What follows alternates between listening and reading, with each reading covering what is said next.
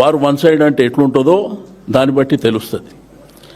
రెండోది, ఎప్పుడు కూడా కేసీఆర్ గారు ముఖ్యమంత్రి ఉన్నప్పుడు వారు కానివ్వండి, లేకపోతే కేటీఆర్ గారు, హరీష్ రావు గారు, జిల్లా మంత్రులు కావచ్చు, ఎవరు లోకల్ బాడీ ఎన్నికలలో పార్టిసిపేట్ చేయలే. ఇప్పుడు జరిగినటువంటి జిల్లా పరిషత్తు మున్సిపాలిటీ ఎలక్షన్లో కేటీఆర్ గారితో మేము పార్టీగా మాట్లాడినప్పుడు, అన్న ఎవరంతలో వాళ్ళు చేసుకుంటారు అన్న, నేను కూడా మా కాన్స్టిట్యున్సీనే పోతున్నా అని మీకు చూసినారు. మీరు కూడా హరీష్ రావు గారు ఎక్కడ తిరిగిర్రు, కేటీఆర్ గారు ఎక్కడ తిరిగిర్రు. ఏదన్నా అత్యంత అవసరం ఉంటే సైడ్ బై సైడ్ ఎవరన్నా రమ్మంటే పోయిర్రే తప్ప ముఖ్యమంత్రిలాగా గిరిగూసుకొని రాష్ట్రం అంతా అన్ని జిల్లాలు తిరిగే, ఒకవైపున మున్సిపాలిటీల ఎలక్షన్ ఉంది, ఆ పక్కనే గవర్నమెంట్ మీటింగులు పెట్టి ఫౌండేషన్లు, సంక్షేమ కార్యక్రమాలు, మహిళలకు అది ఇస్తాం ఇది ఇస్తామని. రెండోది, ప్రభుత్వ అఫీషియల్ ప్రోగ్రాంలా ముఖ్యమంత్రి గారు, కలెక్టరు, అధికారులు అందరూ ఉంటారు. అందులో బూతు మాటలు మాట్లాడు, అధికార కార్యక్రమాలలో బూతు మాటలు మాట్లాడడమే అత్యంత తప్పు. ఆ విషయాన్ని పక్కన పెట్టి ఇప్పుడు ఈ ఎలక్షన్ల మా పార్టీ పరంగా మా కార్యకర్తలు, నాయకులు, అక్కడ గతంలో ఉన్నటువంటి శాసనసభ్యులు, శాసన మండలి సభ్యులు, మాజీలు, వాళ్ళు వీరోచితంగా పోరాటం చేసిరు తప్ప మా నాయకత్వం ఎక్కడ తిరిగింది మీరు టీవీలో, పేపర్లో చూసిరు. ఇట్లా ముఖ్యమంత్రిలాగా రాష్ట్రం అంతా గిరిగీసుకొని తిరిగి కరెక్ట్ 3 రోజుల ముందు ఇష్టం ఉన్నట్టు డబ్బు, మద్యం పంపించి ఎలక్షన్ చేయలే. రెండోది, గేటున ఏంది, అద్భుతమైనటువంటి పరిపాలన ఉంటే ఎవరు పోకున్నా కానీ ఆ పార్టీని, ఆ ప్రభుత్వాన్ని ఆదరిస్తారు. గతంలో మేము అది చేసినాం. మీరు ఎవరైతే డబ్బా కొడుతున్నారో వారు వన్ సైడ్ అని అది కూడా ప్లే చేయండి.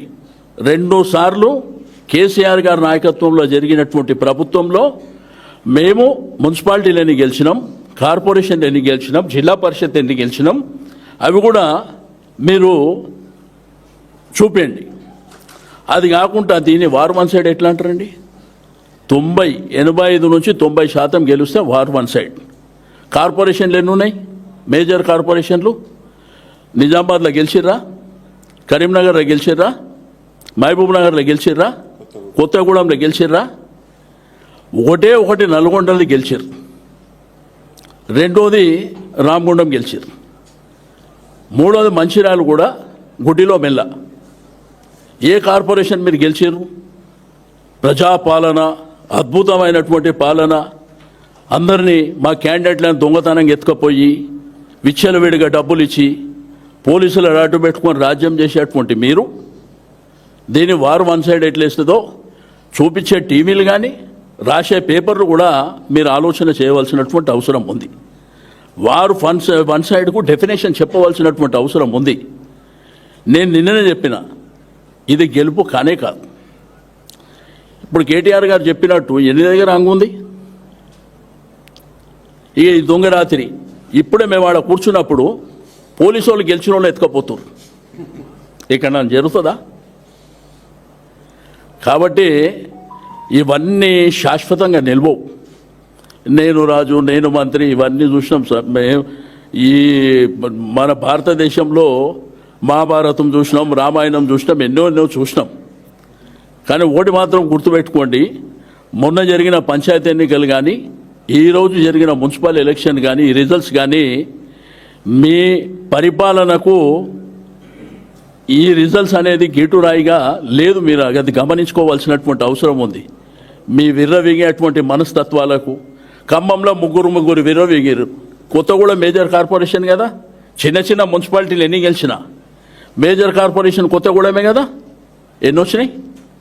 20 వచ్చినాయి కాంగ్రెస్కి. అక్కడ వాళ్ళకంటే సిపిఐకి 25 వచ్చినాయి, మాకు 9-10 వచ్చినాయి. కాబట్టి ఒళ్ళు దగ్గర పెట్టుకొని మీ ప్రభుత్వం పరిపాలన చేసి ప్రజల మన్ననాలు పొందాలి. అంతేగాని ఎలక్షన్లు రాగానే దౌర్జన్యపూరితంగా డబ్బులు ఇచ్చేసి పోలీసులను అడ్డం పెట్టుకొని మా ఇష్టానుసారం చేసుకొని పోతామంటే అసలు ఎక్కడైనా కానీ పక్క తెలుగు రాష్ట్రాలు తీసుకోండి, ఒక ముఖ్యమంత్రి ఎప్పుడన్నా లోకల్ బాడీ ఎలక్షన్లో తిరిగింది చూసిరా? పంచాయతీ ఎలక్షన్లో కూడా తిరిగిండు కదా. మళ్ళీ ఆ రోజు 35-40% మాకే ఓటు బ్యాంక్ వచ్చింది కదా.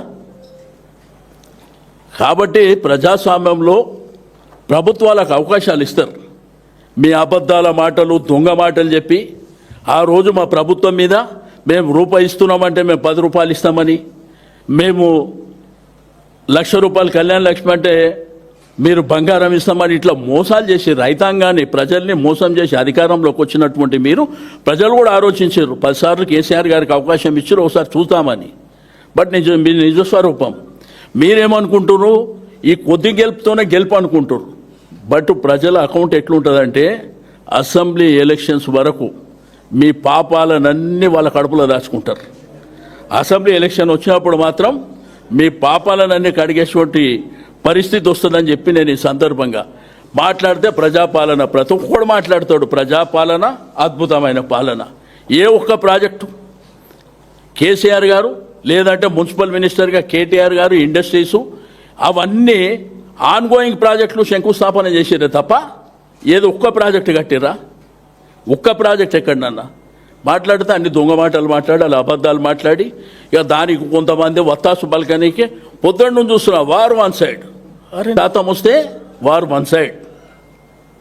రెండోది, ప్రభుత్వంలో ఉన్నటువంటి ఎవ్వరు కూడా ప్రచారానికి వెళ్ళకుండా మా పరిపాలన మీద ఓటేయమంటే అది వారు వన్ సైడ్ అవుతుంది.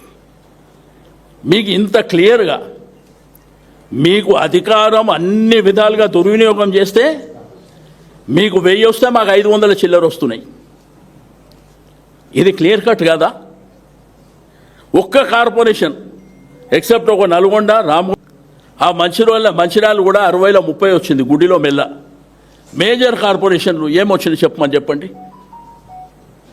పోయి రిజల్ట్స్ రాకముందే ఢిల్లీలో పోయి డబ్బా కొట్టుకొని, ఆ రాహుల్ గాంధీని పొద్దున్నే ఆ నైట్ డ్రెస్ మీద పట్టుకొని ఫోటోలు దిగి ఏం డబ్బా కొడుతురు. మల్లికార్జున ఖర్గే గారు చెప్పినట్ట వారు వన్ సైడ్ అయిపోతుందని. సో ఇదేనా వన్ సైడ్? మాట్లాడితే అడ్డగోలు మాటలు మాట్లాడి 3 కార్పొరేషన్లు అంట. 3 కార్పొరేషన్లకు తలతోక ఏమన్నా ఉందా? ఇన్ఫ్రాస్ట్రక్చర్ ఉందా?